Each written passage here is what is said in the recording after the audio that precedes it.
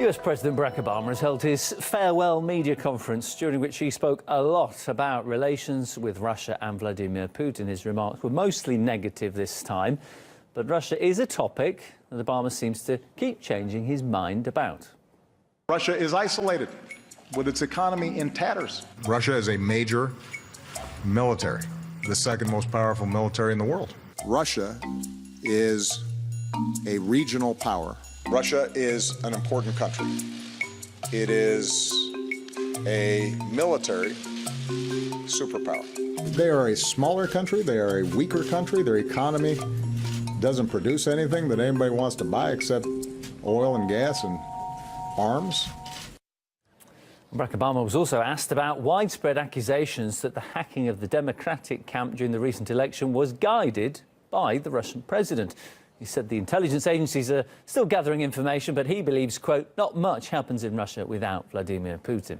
With no proof yet presented to support any of the claims, some professionals have weighed in on the issue. A number of retired US intelligence officials have signed an open letter claiming that the DNC emails were in fact leaked by an insider. They say that it could have been anyone from the government or the Democratic Party itself.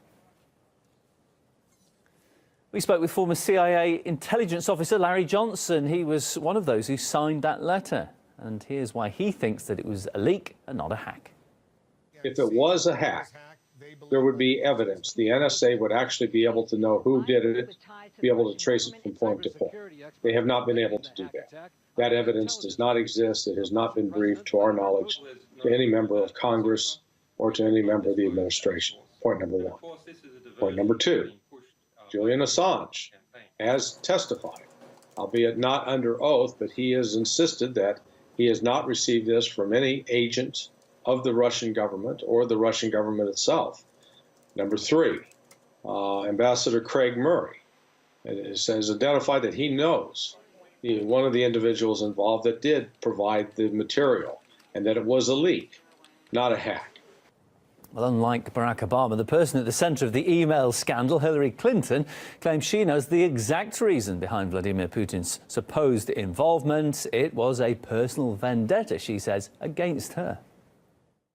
We have to recognize that, as the latest reports made clear, Vladimir Putin himself directed the covert cyber attacks against our electoral system, against our democracy, apparently because he has a personal beef against me. The latest installment of an explanation and an excuse for her loss was made before a series of big donor, high roller donors who basically wasted about $1 billion on a campaign that she lost.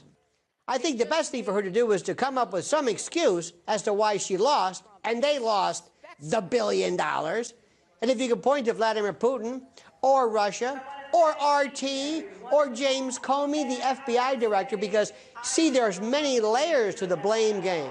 But nowhere in any of this has Hillary Clinton taken blame for running a lackluster campaign.